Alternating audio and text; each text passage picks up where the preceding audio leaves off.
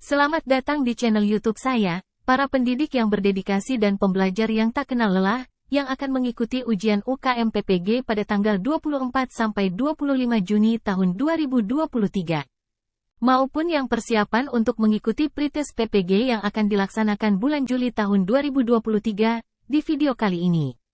Kita akan membahas 25 soal pretest dan juga mengupas tuntas UKM PPG untuk guru kelas SD. Jadi, jika Anda sedang berjuang untuk meraih impian menjadi guru profesional, atau Anda adalah seorang guru yang ingin terus meningkatkan kemampuan dan pengetahuannya, Anda berada di tempat yang tepat. Yuk, mari kita mulai petualangan pembelajaran kita kali ini. Dari hasil PTK tentang penggunaan metode bermain peran dalam meningkatkan kemampuan berbicara, Pak Seno ingin menyusun sebuah artikel ilmiah. Salah satu yang akan dibuat adalah abstrak. Kalimat yang sesuai untuk abstrak adalah: A. Siswa sebaiknya memperhatikan aspek-aspek kebahasaan dan non-kebahasaan yang dapat menunjang keefektifan berbicara dalam kegiatan bermain peran. B. Berdasarkan masalah yang dipaparkan di atas, salah satu cara untuk meningkatkan kemampuan berbicara siswa dalam pembelajaran bahasa Indonesia yaitu dengan metode bermain peran. C. Kemampuan siswa dalam aspek berbicara masih kurang, masih ada rasa malu, kurang percaya diri, dan kesulitan dalam merangkai kata saat berbicara. D. Kesulitan dalam berbicara. Seperti halnya kesulitan dalam menyimak, disebabkan oleh berbagai faktor. Salah satu faktor yang menimbulkan kesulitan dalam berbicara adalah yang datang dari teman berbicara. Penelitian ini bertujuan meningkatkan kemampuan berbicara melalui metode bermain peran siswa kelas 5 SD. Salam sehat. Jenis penelitian ini adalah penelitian tindakan kelas, PTK. Jawaban yang benar adalah E. Penelitian ini bertujuan meningkatkan kemampuan berbicara melalui metode bermain peran siswa kelas 5 SD. Salam sehat. Jenis penelitian ini adalah penelitian tindakan kelas, PTK. Pilihan E merupakan kalimat yang sesuai untuk abstrak karena menjelaskan tujuan penelitian, yaitu meningkatkan kemampuan berbicara melalui metode bermain peran pada siswa kelas 5 SD. Salam sehat.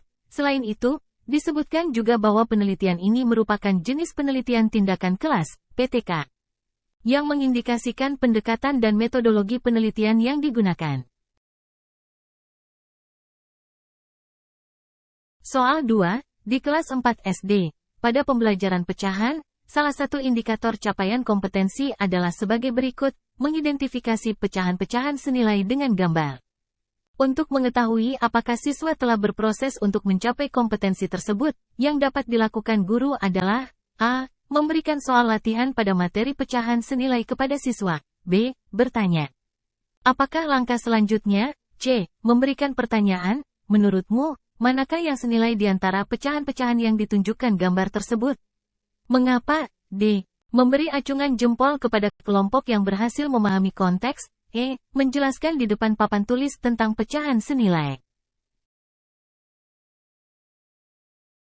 Pembahasan. Jawaban yang benar adalah C. Memberikan pertanyaan, menurutmu, manakah yang senilai di antara pecahan-pecahan yang ditunjukkan gambar tersebut? Mengapa? Pilihan C merupakan tindakan yang sesuai untuk mengetahui apakah siswa telah berproses untuk mencapai kompetensi tersebut. Dengan memberikan pertanyaan kepada siswa tentang pecahan-pecahan yang senilai dengan gambar yang ditunjukkan, guru dapat menguji pemahaman siswa tentang konsep pecahan senilai. Pertanyaan ini meminta siswa untuk membandingkan gambar-gambar pecahan dan menentukan mana yang memiliki nilai yang sama dalam menjawab pertanyaan tersebut. Siswa perlu menerapkan pemahaman mereka tentang konsep pecahan dan alasan mengapa pecahan-pecahan tersebut dianggap senilai melalui pertanyaan ini. Guru dapat mengevaluasi pemahaman siswa dan memberikan umpan balik yang relevan untuk meningkatkan pemahaman mereka tentang pecahan senilai. Soal ketiga, teladan yang ditunjukkan oleh guru untuk menumbuhkan kehidupan demokrasi melalui pembelajaran, dapat diwujudkan antara lain dengan: A. Sebelum mengambil keputusan dipertimbangkan baik buruknya terlebih dahulu. B. Menyerahkan pimpinan rapat kepada ketua kelas untuk latihan sebagai pemimpin. C. Mencatat hasil keputusan rapat agar dapat dilihat kembali kapan saja di kemudian hari. D. Memberikan kesempatan kepada semua siswa untuk berpendapat dalam musyawarah di kelas. E. Sebelum dan seselesainya rapat didahului dan diakhiri dengan memanjatkan doa.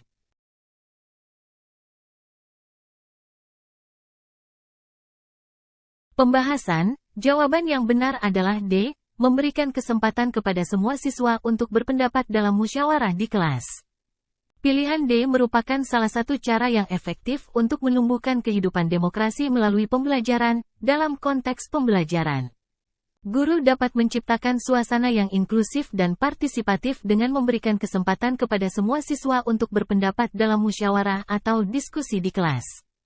Dengan mendengarkan dan menghargai pendapat setiap siswa, guru memberikan ruang bagi siswa untuk berpartisipasi aktif, mengemukakan ide-ide mereka, dan berkontribusi dalam pengambilan keputusan yang melibatkan seluruh anggota kelas. Hal ini membantu siswa memahami nilai-nilai demokrasi, seperti kebebasan berpendapat, penghargaan terhadap perbedaan, dan partisipasi aktif dalam proses pengambilan keputusan. Melalui praktik ini, guru dapat membantu siswa memahami pentingnya mendengarkan dan menghormati pendapat orang lain, serta mengembangkan sikap demokratis dalam kehidupan sehari-hari. Soal keempat, saat membuat rencana pelaksanaan pembelajaran seorang guru ingin menyederhanakan konsep, prinsip, hukum yang kompleks dan sulit, misalnya jenis, persebaran, motif dan akibat dari kasus perundungan, bullying di kalangan siswa, yang dapat ditambahkan atau diganti sewaktu-waktu sehingga siswa dapat lebih jelas dalam memecahkan masalah.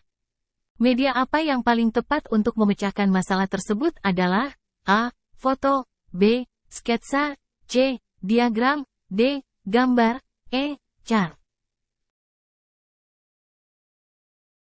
Jawaban yang tepat untuk pertanyaan ini adalah C. Diagram. Diagram adalah media yang paling tepat untuk menyederhanakan konsep, prinsip, atau hukum yang kompleks dan sulit agar siswa dapat lebih jelas dalam memecahkan masalah. Diagram memungkinkan guru untuk menggambarkan hubungan antara elemen-elemen yang terlibat dalam kasus perundungan atau bullying di kalangan siswa secara visual. Dengan menggunakan diagram, guru dapat mengurangi kompleksitas informasi dan mempresentasikannya dalam bentuk yang lebih mudah dipahami oleh siswa. Beberapa jenis diagram yang dapat digunakan dalam konteks ini adalah diagram alir, flowchart, atau diagram Venn. Diagram alir akan membantu siswa memahami urutan dan hubungan antara langkah-langkah dalam memecahkan masalah atau mengatasi kasus perundungan. Sementara itu, diagram Venn dapat digunakan untuk menggambarkan hubungan antara berbagai faktor yang terlibat dalam perundungan, seperti jenis-jenis perundungan, motif, persebaran, dan akibatnya. Meskipun media lain seperti foto, sketsa, gambar, atau chart juga bisa digunakan dalam beberapa konteks pembelajaran, tetapi untuk memecahkan masalah yang kompleks dan sulit seperti kasus perundungan, diagram lebih efektif dalam menyederhanakan informasi dan membantu siswa memahami hubungan antara elemen-elemen yang terlibat.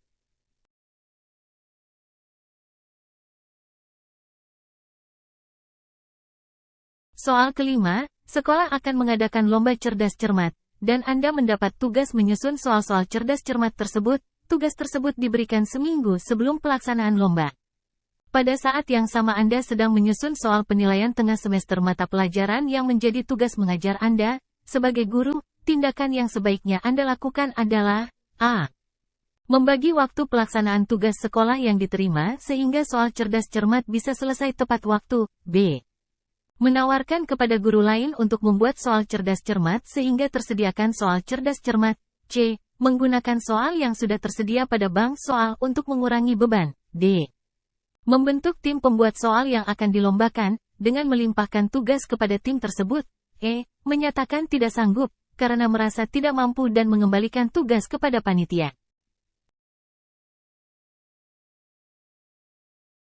Sebagai seorang guru, tindakan yang sebaiknya Anda lakukan dalam situasi ini adalah A. Membagi waktu pelaksanaan tugas sekolah yang diterima sehingga soal cerdas cermat bisa selesai tepat waktu. Kedua tugas tersebut merupakan tanggung jawab Anda sebagai guru, dan penting untuk mencari solusi yang memungkinkan Anda menyelesaikan keduanya dengan efisien. Berikut adalah beberapa langkah yang dapat Anda lakukan. Evaluasi tenggat waktu dan jadwal pelaksanaan kedua tugas tersebut. Tentukan berapa banyak waktu yang Anda miliki untuk mengerjakan masing-masing tugas. prioritaskan tugas mana yang harus diselesaikan lebih dulu berdasarkan tenggat waktu pelaksanaannya. Jika lomba cerdas cermat memiliki tenggat waktu yang lebih dekat, maka prioritaskan menyusun soal cerdas cermat terlebih dahulu, bagi waktu secara proporsional. Tentukan jumlah waktu yang akan dialokasikan setiap hari atau setiap waktu tertentu untuk mengerjakan kedua tugas tersebut. Pastikan untuk mengatur jadwal yang realistis dan memungkinkan Anda untuk menyelesaikan tugas sesuai tenggat waktu yang ada.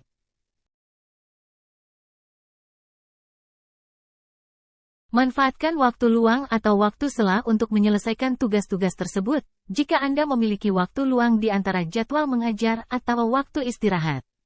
Manfaatkan waktu tersebut untuk melanjutkan pekerjaan yang belum selesai, tetap fokus dan disiplin dalam melaksanakan jadwal yang telah Anda atur.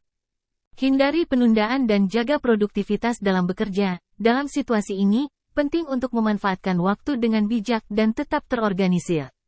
Dengan membagi waktu secara efisien antara menyusun soal cerdas cermat dan soal penilaian tengah semester, Anda dapat menyelesaikan kedua tugas tersebut dengan baik tanpa harus menyerah atau mengembalikan tugas kepada panitia. Soal ke-6, gempa dan tsunami melanda Palu dan daerah sekitarnya di Sulawesi Tengah pada tanggal 28 September tahun 2018, lebih dari 2.000 jenazah telah ditemukan, namun jumlah pasti korban meninggal dunia amat mungkin tidak akan diketahui mengingat sejumlah daerah permukiman tersapu tsunami dan likuifaksi sehingga mengubur banyak orang. Faktor utama yang menyebabkan bencana di Palu adalah A. Tumbukan lempeng Asia Pasifik, B. Gelombang tsunami, C. Patahan Palu, D. Endapan sedimen muda Palu, E. Patahan Semangko. Faktor utama yang menyebabkan bencana di Palu adalah C. Patahan Palu. Gempa dan tsunami yang melanda Palu disebabkan oleh pergerakan pada patahan Palu. Patahan Palu adalah patahan aktif yang terletak di dekat kota Palu di Sulawesi Tengah. Pada tanggal 28 September tahun 2018, terjadi gempa dengan magnitudo yang tinggi akibat pergerakan pada patahan ini. Pergerakan pada patahan Palu menghasilkan gempa bumi yang kuat dan merambat ke permukaan, menyebabkan goncangan yang hebat dan merusak bangunan serta infrastruktur di Palu dan daerah sekitarnya. Selain itu, pergerakan pada patahan tersebut juga menyebabkan perubahan bentuk dasar laut yang kemudian memicu terjadinya gelombang tsunami. Gelombang tsunami kemudian menerjang pesisir Palu dengan kekuatan yang besar, menyebabkan kerusakan yang parah dan menyapu banyak daerah permukiman. Selain itu, fenomena likuifaksi juga terjadi di beberapa daerah, di mana tanah yang jenuh air berubah menjadi lumpur cair yang mengubur sejumlah orang dan rumah. Meskipun faktor-faktor lain seperti tumbukan lempeng Asia Pasifik, endapan sedimen muda Palu, dan patahan Semangko juga berperan dalam bencana tersebut. Faktor utama yang menyebabkan bencana di Palu adalah patahan Palu. Soal ke-7. Seorang guru kelas 3 SD akan melaksanakan pembelajaran dengan materi laporan hasil informasi tentang perubahan wujud benda di kehidupan sehari-hari dalam bentuk tulis dan visual salah satu kegiatan. Pembelajaran yang mencerminkan penerapan 4C dan HOTS adalah A. Siswa secara berkelompok membuat peta pikiran informasi BNN. B. Siswa menyimak penjelasan guru melalui tayangan PowerPoint. C. Siswa menjawab pertanyaan yang diajukan guru. D. Siswa bersama guru membahas materi yang telah dipelajari. E. Setiap kelompok mempresentasikan hasil diskusi. Jawaban yang benar adalah A. Siswa secara berkelompok membuat peta pikiran informasi BNN. 4C itu adalah komunikasi, kolaborasi, berpikir kritis, dan kreativitas. HOTS adalah singkatan dari keterampilan berpikir tingkat tinggi. Aktivitas siswa membuat peta pikiran secara berkelompok mencerminkan penerapan 4C dan HOTS karena menuntut siswa untuk saling berkomunikasi, berkolaborasi dalam suatu tugas. Berpikir kritis terhadap informasi, dan kreatif dalam penyajiannya. Pilihan lain tidak mencerminkan penerapan 4C dan HOTS juga. Pilihan B, siswa mendengarkan penjelasan guru.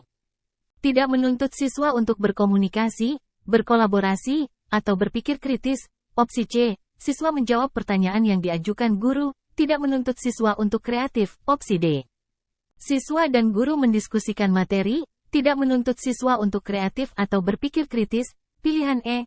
Setiap kelompok menunjukkan hasil diskusinya. Tidak menuntut siswa untuk berkomunikasi atau berkolaborasi. Soal ke-8, salah satu KD di kelas rendah adalah 3.2 menggali informasi tentang sumber dan bentuk energi yang disajikan dalam bentuk lisan, tulis, visual, dan atau eksplorasi lingkungan. Berdasarkan KD tersebut, apabila Pak Joko sebagai guru kelas rendah maka kegiatan inti yang dapat dilakukan dalam pembelajaran adalah A. Meminta peserta didik menyelesaikan puzzle bergambar matahari. B. Meminta peserta didik mewarnai gambar matahari. C. Mengajukan pertanyaan, apakah di sekitarmu ada sungai? D. Meminta peserta didik mengidentifikasi sumber energi yang disebutkan pada berita di koran. E. Memberikan kuis tentang sumber energi dan contoh-contohnya. Jawaban yang tepat adalah D. Meminta peserta didik mengidentifikasi sumber energi yang disebutkan pada berita di koran. Pilihan D memungkinkan siswa untuk menggali informasi tentang sumber energi yang ada dalam konteks nyata, yaitu berita di koran, dengan mengidentifikasi sumber energi yang disebutkan dalam berita. Siswa dapat belajar mengenai sumber energi secara konkret dan memahami penggunaannya dalam kehidupan sehari-hari. Soal ke-9, perhatikan tabel yang ada pada soal.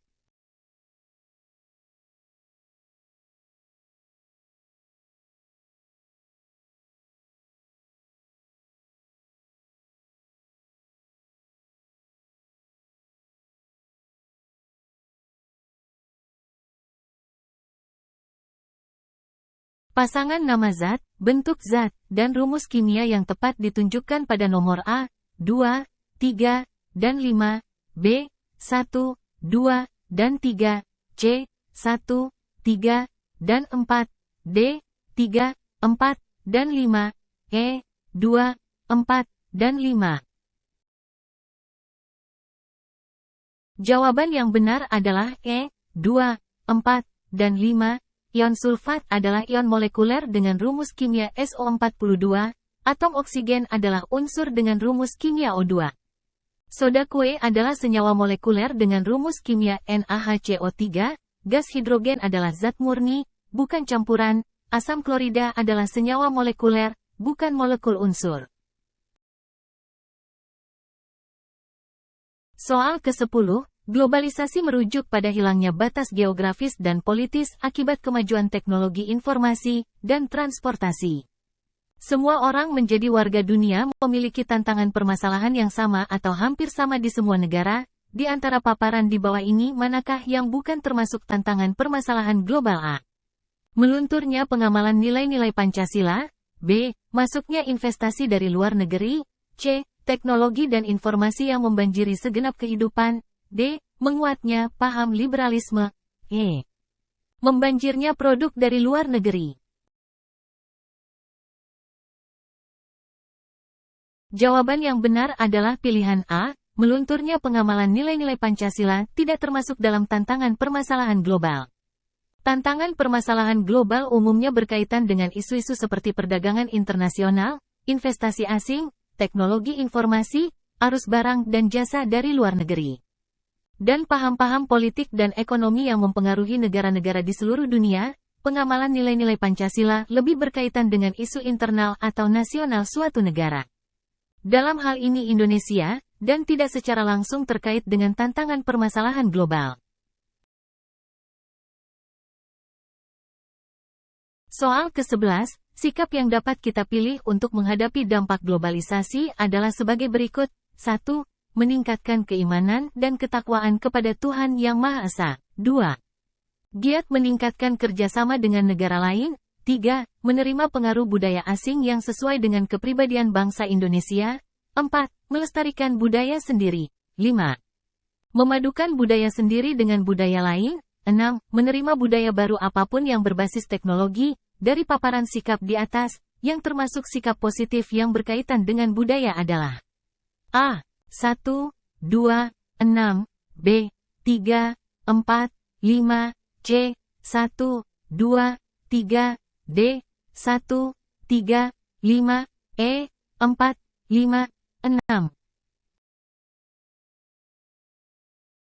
Jawaban yang benar adalah D, 1, 3, dan 5.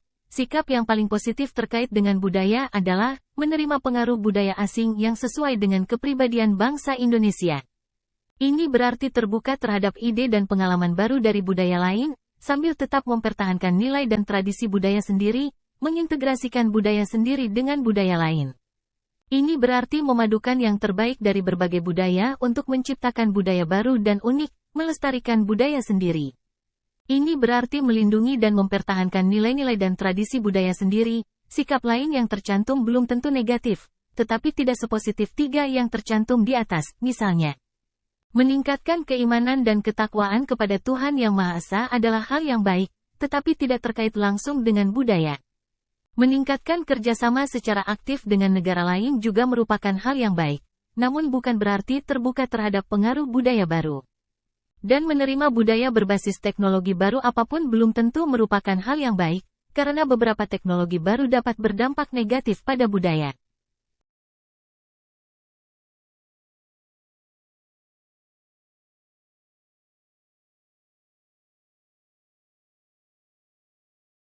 Soal ke-12, proses pembelajaran yang dilaksanakan di sekolah, madrasah dengan muatan pelajaran IPS selama ini lebih ditekankan kepada penguasaan bahan, materi pelajaran sebanyak mungkin.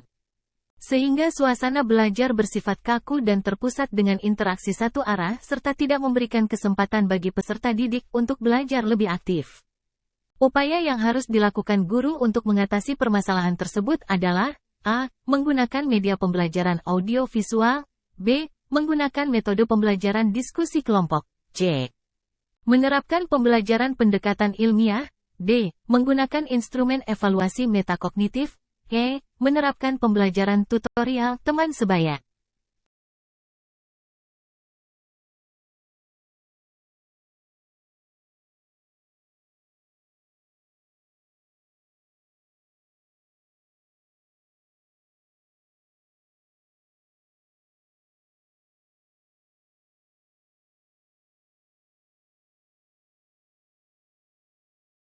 Jawaban yang benar adalah B. Menggunakan metode pembelajaran diskusi kelompok.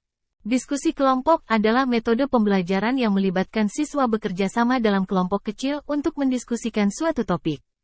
Metode ini dapat membantu mengatasi permasalahan pembelajaran yang kaku dan terpusat dengan memberikan kesempatan kepada siswa untuk saling berinteraksi dan berbagi ide.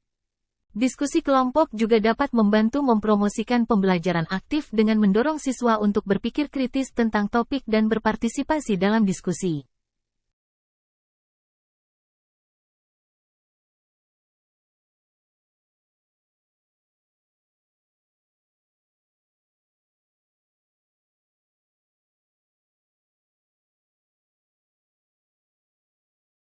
Selain diskusi kelompok, upaya lain yang dapat dilakukan guru untuk mengatasi permasalahan pembelajaran yang kaku dan terpusat antara lain, menggunakan media pembelajaran audiovisual. Media pembelajaran audiovisual dapat membantu proses pembelajaran menjadi lebih menarik dan interaktif, menerapkan pendekatan saintifik dalam pembelajaran. Pendekatan saintifik dalam pembelajaran menekankan pentingnya pembelajaran langsung dan pemecahan masalah, menggunakan instrumen evaluasi metakognitif. Instrumen evaluasi metakognitif dapat membantu siswa untuk merefleksikan pembelajaran mereka sendiri dan untuk mengidentifikasi area yang memerlukan perbaikan. Menerapkan pembelajaran tutorial peer-to-peer. Pembelajaran tutorial peer-to-peer dapat membantu siswa untuk belajar dari satu sama lain dan membangun hubungan dengan teman sebayanya. Dengan melakukan upaya tersebut, guru dapat membantu menciptakan lingkungan belajar yang lebih kondusif untuk pembelajaran yang aktif dan terlibat. Soal ke-13, dalam menghadapi siswa yang nilainya selalu baik dan menyelesaikan pembelajaran dengan cepat, maka tindakan guru yang perlu dilakukan adalah A. Memberikan pembelajaran remedial untuk membantu siswa tersebut. B. Meminta siswa tersebut membaca buku-buku di perpustakaan sampai jam berakhir. C. Meminta siswa tersebut berkonsultasi kepada wali kelas dan wakil kepala sekolah bidang kesiswaan. D. Meminta siswa tersebut untuk membantu siswa lain belajar agar ia mendapatkan pujian teman-temannya. E. memberikan pengayaan tugas-tugas khusus kepada siswa tersebut. Jawaban yang benar adalah E. Memberikan pengayaan tugas khusus kepada siswa tersebut. Siswa yang mampu menyelesaikan pembelajaran dengan cepat dan mendapatkan nilai yang baik sering disebut berbakat atau berbakat. Siswa-siswa ini perlu ditantang dan diberi kesempatan untuk belajar di tingkat yang lebih tinggi. Pemberian pengayaan penugasan khusus adalah salah satu caranya. Tugas pengayaan dapat lebih menantang dan kompleks daripada tugas biasa, dan dapat memberikan kesempatan bagi siswa untuk menjelajahi topik baru atau mempelajari keterampilan baru. Berikut beberapa contoh tugas pengayaan: proyek penelitian, tugas menulis kreatif, proyek studi independen, kegiatan pemecahan masalah, debat dan diskusi. Tugas pengayaan dapat membantu siswa yang berbakat dan bertalenta untuk mencapai potensi penuh mereka. Mereka juga dapat membantu mencegah para siswa ini menjadi bosan atau frustrasi dengan tugas sekolah mereka. Berikut adalah beberapa tips tambahan untuk memberikan tugas pengayaan. Pastikan bahwa tugas menantang dan menarik, memberi siswa pilihan tentang apa yang ingin mereka pelajari, memungkinkan siswa untuk bekerja secara mandiri atau dalam kelompok kecil. Memberikan kesempatan kepada siswa untuk berbagi pekerjaan mereka dengan orang lain, dengan mengikuti tips ini. Anda dapat membuat tugas pengayaan yang akan membantu siswa berbakat dan bertalenta mencapai potensi penuh mereka. Soal ke-11 Kompas.com, mulai pertengahan Agustus tahun 2019 hingga akhir September tahun 2019 rentetan kerusuhan pecah di Tanah Papua, kerusuhan pecah pertama kali di Manokwari, Papua Barat. Pada tanggal 19 Agustus tahun 2019, kedamaian di kota Injil itu terkoyak siang itu, Senin, demo warga yang semula damai berubah anarkistis, https, regional.kompas.com, red, 2019-112/30, 07000031, Kaleidoskop 201. Menurut analisis Anda, kasus ini lebih disebabkan oleh hoaks yang dipicu dari penyakit budaya. A. Diskriminasi, B. Stereotip, C. Rasisme, D. Prasangka, E. Etnosentrisme. Berdasarkan analisis saya, jawaban yang paling tepat adalah E. Etnosentrisme. Etnosentrisme adalah keyakinan bahwa budaya sendiri lebih unggul dari yang lain, dalam kasus kerusuhan di Papua. Pemerintah Indonesia dan mayoritas penduduk Jawa memiliki sejarah panjang yang memandang rendah budaya asli Papua. Hal ini menyebabkan penindasan budaya dan bahasa asli Papua, serta diskriminasi dan prasangka terhadap orang asli Papua. Hoaks yang tersebar di media sosial menjelang kerusuhan hanyalah percikan api yang menyulut tong mesiu. Kebohongan ini mempermainkan rasa dendam dan kemarahan yang ada di antara banyak penduduk asli Papua, dan memperkuat keyakinan bahwa pemerintah Indonesia dan mayoritas penduduk Jawa memusuhi budaya asli Papua. Untuk mencegah kerusuhan di masa depan di Papua, penting untuk mengatasi penyebab yang mendasari etnosentrisme. Ini akan membutuhkan upaya bersama dari pemerintah Indonesia, mayoritas penduduk Jawa, dan komunitas internasional. Pemerintah Indonesia dapat memulai dengan mengakui dan menghormati budaya asli Papua, dan dengan mempromosikan masyarakat yang lebih inklusif dan toleran. Penduduk mayoritas Jawa juga dapat berperan dengan mendidik diri mereka sendiri tentang budaya asli Papua dan dengan menantang stereotip dan prasangka.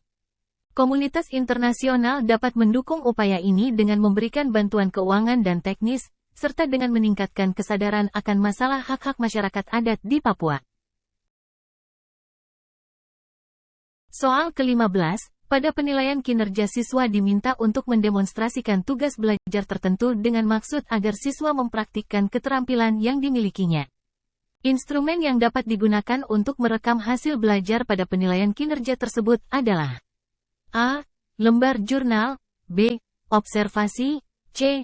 Penilaian diri sendiri, D. Tes tulis, E. Skala penilaian. Instrumen yang dapat digunakan untuk merekam hasil belajar pada penilaian kinerja siswa adalah B. Observasi. Observasi adalah metode pengumpulan data dengan mengamati langsung perilaku siswa saat melakukan tugas atau aktivitas tertentu, dengan melakukan observasi. Guru dapat merekam dan mengamati keterampilan yang dimiliki oleh siswa dalam tindakan nyata, observasi dapat dilakukan melalui pengamatan langsung, penggunaan checklist, atau penilaian berdasarkan rubrik atau skala penilaian yang telah ditentukan sebelumnya, lembar jurnal, penilaian diri sendiri. Dan skala penilaian juga dapat digunakan sebagai instrumen penilaian dalam konteks penilaian kinerja siswa, tetapi instrumen yang paling relevan dan sesuai dengan deskripsi soal adalah observasi. Tes tulis cenderung tidak cocok untuk merekam hasil belajar dalam bentuk penampilan atau tindakan fisik yang perlu ditunjukkan oleh siswa. Soal ke-16, Ibu Julin, guru matematika kelas 4 SD di Minahasa Selatan, akan melakukan pembelajaran dengan menggunakan alat peraga matematika. Ia merasa perlu melakukan itu karena hasil belajar peserta didiknya cukup rendah. Dalam proposal PTK yang disusun Ibu Julin, hipotesis dari rumusan tindakannya adalah A. Pemanfaatan alat peraga yang diberikan pada setiap kelompok dapat meningkatkan hasil belajar peserta didik. B. Penggunaan alat peraga tidak dapat digunakan dalam pembelajaran di SD kelas 4. C. Tindakan pengelompokan alat peraga bagi peserta didik kelas 4 SD dapat meningkatkan hasil belajarnya. D. Variasi penggunaan alat peraga bagi peserta didik kelas 4 SD dapat meningkatkan hasil belajar. E. Pemanfaatan alat peraga yang bagaimanakah yang meningkatkan hasil belajar matematika peserta didik kelas 4 SD? Jawaban yang tepat adalah A. Pemanfaatan alat peraga yang diberikan pada setiap kelompok dapat meningkatkan hasil belajar peserta didik, dalam proposal PTK yang disusun Ibu Julin. Hipotesis dari rumusan tindakannya adalah A. Pemanfaatan alat peraga yang diberikan pada setiap kelompok dapat meningkatkan hasil belajar peserta didik. Hipotesis ini menyatakan bahwa dengan menggunakan alat peraga matematika dan memberikannya pada setiap kelompok peserta didik, hasil belajar peserta didik akan meningkat. Ibu Julin berasumsi bahwa melalui penggunaan alat peraga, peserta didik akan lebih terlibat dalam proses pembelajaran, memahami konsep matematika dengan lebih baik, dan akhirnya mencapai peningkatan dalam hasil belajar. Pilihan B tidak relevan karena menyatakan bahwa penggunaan alat peraga tidak dapat digunakan dalam pembelajaran di SD kelas 4, yang tidak sesuai dengan niat Ibu Julin untuk menggunakan alat peraga. Pilihan C menyebutkan tentang tindakan pengelompokan alat peraga bagi peserta didik kelas 4 SD yang dapat meningkatkan hasil belajarnya, meskipun ini bisa menjadi asumsi yang mungkin. Tetapi rumusan ini tidak sejalan dengan pernyataan dalam deskripsi soal bahwa Ibu Julin ingin memberikan alat peraga kepada setiap kelompok, bukan hanya kelompok-kelompok tertentu. Pilihan D menyebutkan tentang variasi penggunaan alat peraga yang dapat meningkatkan hasil belajar, meskipun variasi dalam penggunaan alat peraga bisa menjadi faktor yang relevan. Rumusan ini tidak sejalan dengan rencana Ibu Julin untuk memberikan alat peraga kepada setiap kelompok. Pilihan E merupakan pertanyaan yang mengajukan pertanyaan tentang bagaimana pemanfaatan alat peraga dapat meningkatkan hasil belajar, bukan sebuah hipotesis yang menyatakan suatu asumsi atau prediksi. Soal ke-17, perencanaan pembelajaran di saat pandemi COVID-19 memaksa guru untuk menyesuaikan dengan kondisi masyarakat baik secara sosial, ekonomi untuk dapat mengikuti pembelajaran daring. Pemilihan model pembelajaran daring yang dilakukan oleh guru menggunakan prinsip A. Berbasis konteks, B. Berpusat pada peserta didik, C. Berbasis teknologi informasi, D. Mengembangkan kemandirian, E. Berbasis kekinian. Perencanaan pembelajaran di saat pandemi COVID-19 memaksa guru untuk menyesuaikan dengan kondisi masyarakat baik secara sosial maupun ekonomi agar dapat mengikuti pembelajaran daring. Pemilihan model pembelajaran daring yang dilakukan oleh guru menggunakan prinsip C. Berbasis teknologi informasi dalam situasi pembelajaran daring. Penggunaan teknologi informasi menjadi hal yang sangat penting. Guru menggunakan teknologi informasi, seperti platform online, aplikasi, dan media digital lainnya, untuk menyampaikan materi pembelajaran, berinteraksi dengan peserta didik, memberikan tugas, dan mengevaluasi kemajuan belajar. Prinsip berbasis teknologi informasi memungkinkan pembelajaran dapat dilakukan secara online dengan memanfaatkan teknologi sebagai sarana utama dalam proses pembelajaran. Meskipun prinsip-prinsip lainnya, seperti berbasis konteks, berpusat pada peserta didik, mengembangkan kemandirian, dan berbasis kekinian juga penting dalam perencanaan pembelajaran. Namun dalam konteks pembelajaran daring pada saat pandemi COVID-19, penggunaan teknologi informasi menjadi prinsip yang krusial dan dominan dalam pemilihan model pembelajaran. Soal ke-18, sejak tahun 2010, Tim Cagar Budaya Jawa Timur di Trowulan bekerja sama dengan tim peneliti UNESCO melakukan penelitian di Trowulan Kabupaten Mojokerto tentang keberadaan Kerajaan Majapahit yang pernah menjadi kerajaan besar Nusantara. Pada tahun 0102-014 kegiatan diawali dengan pengumpulan bukti dan dokumen tentang jejak Kerajaan Majapahit. Tahapan ini dalam penelitian sejarah disebut metode A. Verifikasi, B. Interpretasi, C. Kritik eksternal, D. Historiografi, E. Heuristik. Jawaban yang benar adalah E. Heuristik.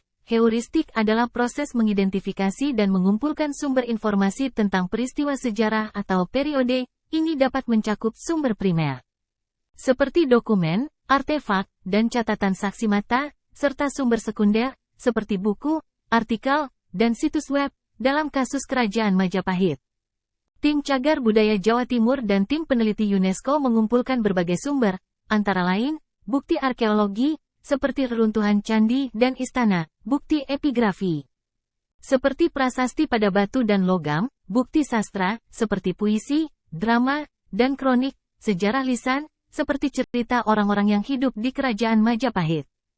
Dengan mengumpulkan bukti-bukti tersebut, para peneliti dapat menyusun gambaran yang lebih lengkap tentang Kerajaan Majapahit. Mereka dapat belajar tentang sejarah kerajaan, budaya, dan masyarakat. Tahap heuristik merupakan bagian penting dari penelitian sejarah.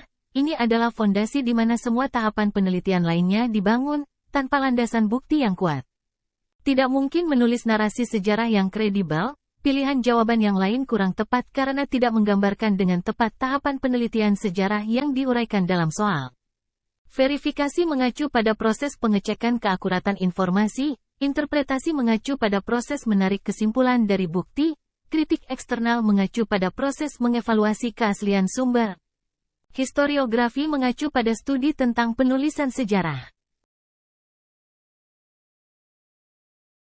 Soal ke-19 Pancasila dirumuskan dan dibahas dalam sidang-sidang BPUPKI dengan tujuan menjadikan Pancasila sebagai dasar negara. Para anggota BPUPKI dan Panitia 9 menentukan tujuan dirumuskannya Pancasila sebagai dasar negara yang sah, dengan demikian jika ditinjau dari asal mulanya atau sebab terjadinya, maka Pancasila telah memenuhi syarat sebab, kausalitas, A. Causa finalis, B. Causa formalis, C. Causa efisien, D. Causa materialis, E. Causa prima. Jawaban yang benar adalah C. Causa efisien. Kausalitas adalah hubungan antara sebab dan akibat, dengan kata lain, itu adalah hubungan antara suatu peristiwa, penyebab, dan hasil dari peristiwa itu, akibat. Ada 4 jenis kausalitas. 1. Kausa material adalah materi atau materi yang terbuat dari sesuatu. Misalnya, penyebab material sebuah patung adalah marmer pembuatnya. 2. Kausa formal adalah wujud atau wujud dari sesuatu. Misalnya sebab formal sebuah patung adalah bentuk sosok manusianya. 3. Kausa efisien adalah agen atau kekuatan yang membawa perubahan. Misalnya, penyebab efisien sebuah patung adalah pematung yang mengukirnya. 4. Kausa final adalah maksud atau tujuan dari sesuatu. Misalnya, sebab terakhir sebuah patung adalah untuk dikagumi karena keindahannya. Dalam kasus Pancasila, penyebab efisiennya adalah BPUPKI dan Panitia 9. Kelompok-kelompok ini merumuskan Pancasila dengan tujuan menjadikannya sebagai dasar negara. Dengan kata lain, merekalah agen-agen yang melahirkan Pancasila. Soal ke-20, di era global saat ini, perdagangan online semakin marak. Selain itu muncul kecenderungan banyaknya YouTuber maupun influencer marketing yang banyak mempengaruhi generasi milenial untuk meniru gaya berbusana, berbicara, dan lain-lain.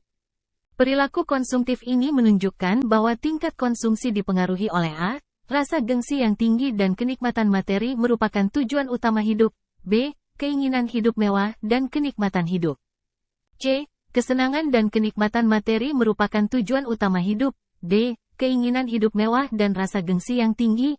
E. Keinginan untuk mengikuti tren dan rasa gengsi yang tinggi. Perilaku konsumtif yang ditunjukkan dalam konteks tersebut menunjukkan bahwa tingkat konsumsi dipengaruhi oleh E. Keinginan untuk mengikuti tren dan rasa gengsi yang tinggi. Dalam era global saat ini, dengan maraknya perdagangan online dan pengaruh dari YouTuber dan influencer marketing, banyak generasi milenial yang cenderung mengikuti tren dan merasa terdorong oleh rasa gengsi untuk meniru gaya berbusana, berbicara, dan lain-lain. Hal ini menunjukkan bahwa mereka memiliki keinginan untuk mengikuti tren yang sedang populer dan merasa terdorong oleh rasa gengsi untuk terlihat keren atau diterima dalam lingkungan sosial mereka. Soal ke-21, hasil penelitian tindakan kelas bersifat unik karena hanya efektif dan berlaku bagi kelas tertentu. Tetapi hasil penelitian tindakan kelas di berbagai tempat bisa menjadi referensi bagi PTK lainnya. Oleh karenanya tempat diseminasi yang tepat adalah A. Selasar sekolah, B. Rapat KKG-MGMP, C. Papan pengumuman sekolah, D. Jurnal ilmiah, E. Media massa. Tempat diseminasi yang tepat untuk hasil penelitian tindakan kelas yang dapat menjadi referensi bagi PTK lainnya adalah D. Jurnal ilmiah. Jurnal ilmiah adalah media yang umum digunakan untuk menyebarkan penelitian dan temuan ilmiah. Dalam jurnal ilmiah, hasil penelitian tindakan kelas dapat dijelaskan secara rinci, termasuk konteksnya, metode yang digunakan, temuan yang diperoleh, dan rekomendasi untuk pengembangan lebih lanjut, dengan mempublikasikan hasil penelitian tindakan kelas dalam jurnal ilmiah. Peneliti dapat berbagi pengetahuan dan pengalaman mereka dengan para praktisi pendidikan lainnya, sehingga dapat menjadi referensi yang berguna bagi PTK lainnya. Soal ke-22, suatu pesawat udara hanya mampu membawa 18 orang dewasa atau 24 orang anak. Pada suatu hari, sudah ada 12 orang dewasa yang akan terbang. Ada berapa orang anak lagi paling banyak yang dapat ikut terbang pada hari itu? A.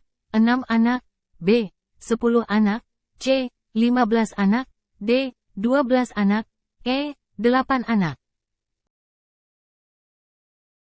Jawaban yang benar adalah E. 8 anak. Pesawat dapat membawa 18 orang dewasa atau 24 anak-anak, artinya satu orang dewasa setara dengan 24/18 sama dengan 4/3 anak, karena sudah ada 12 orang dewasa di dalam pesawat.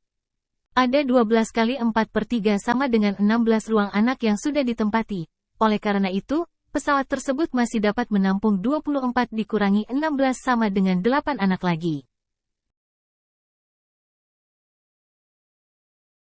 Soal ke-23, sebagai guru di sekolah yang terus mempertahankan mutu lulusannya.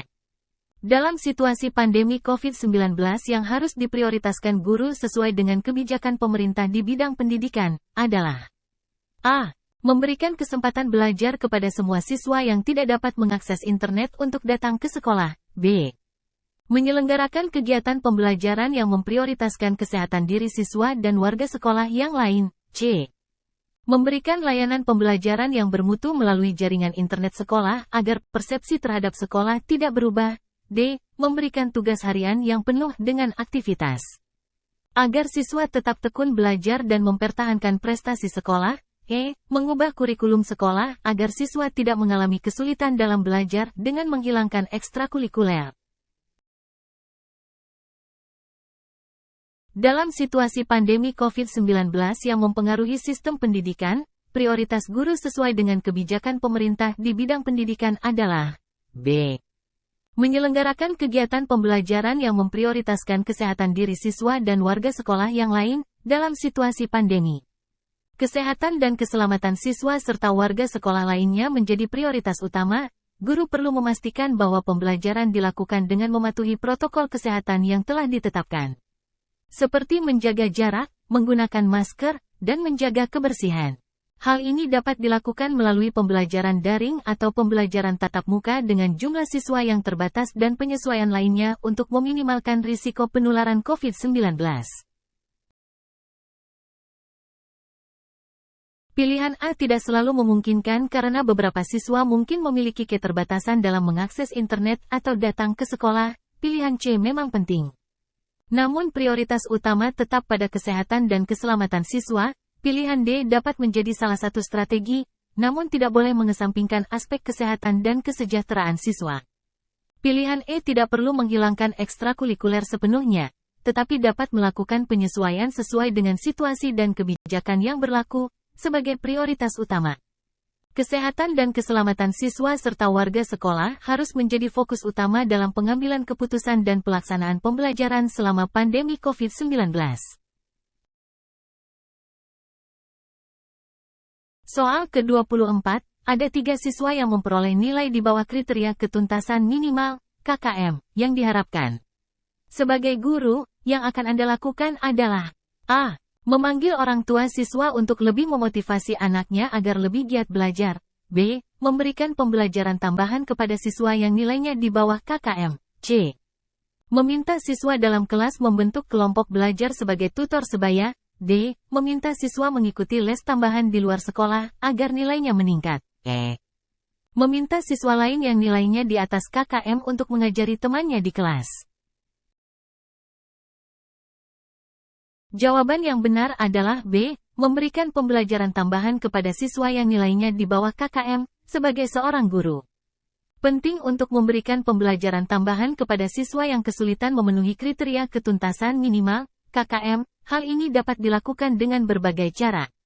Seperti memberikan bantuan ekstra selama waktu kelas, menawarkan bimbingan setelah jam sekolah, atau membuat rencana pembelajaran individual. Penting juga untuk berkomunikasi dengan orang tua dan wali tentang kemajuan anak mereka dan menyediakan sumber daya untuk mendukung pembelajaran anak mereka, dengan bekerja sama, guru, orang tua, dan siswa dapat membantu memastikan semua siswa dapat memenuhi KKM. Pilihan lain tidak seefektif memberikan pembelajaran tambahan kepada siswa yang nilainya di bawah KKM. Opsi A tidak menjawab akar masalah, yaitu siswa tidak memahami materi. Opsi C dapat membantu, tetapi tidak seefektif bimbingan langsung dari guru. Opsi D tidak layak untuk semua siswa. Dan opsi E sebenarnya dapat mempersulit siswa untuk belajar jika mereka tidak menerima pengajaran dari guru yang berkualifikasi. Soal ke-25, diberikan langkah metode ilmiah sebagai berikut. 1. Menentukan variabel penelitian. 2. Mengumpulkan data. 3. Menetapkan prosedur kerja. 4. Menetapkan hipotesis. 5. Mengolah data. Setelah peneliti menemukan adanya permasalahan dalam pembelajaran yang dialami, Pak Amin kemudian merumuskan masalah penelitian. Selanjutnya langkah metode ilmiah yang harus dilakukan secara urut adalah A. 3, 4, 5, 1, 2, B. 1, 2, 3, 4, 5, C. 1, 3, 5, 2, 4, D. 2, 3, 1, 5, 4, E. 4, 1, 3, 2, 5. Jawaban yang benar adalah B. 1, 2, 3, 4, 5. Metode ilmiah adalah proses eksperimentasi yang digunakan untuk mengeksplorasi pengamatan dan menjawab pertanyaan. Langkah-langkah metode ilmiah adalah: berikan pertanyaan, apa yang ingin kamu ketahui?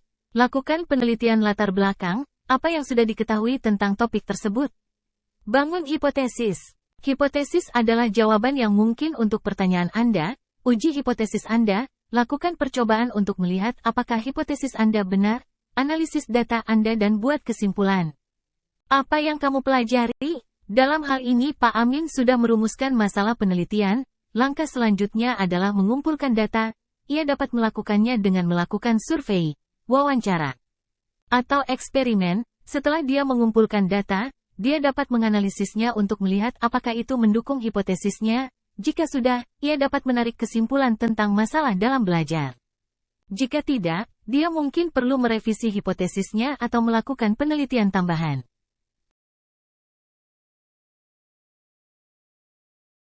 Pilihan lainnya tidak dalam urutan yang benar. Opsi A melompati langkah pengumpulan data. opsi C melewatkan langkah menganalisis data, opsi D melompati langkah menarik kesimpulan. Opsi E tidak dalam urutan yang benar.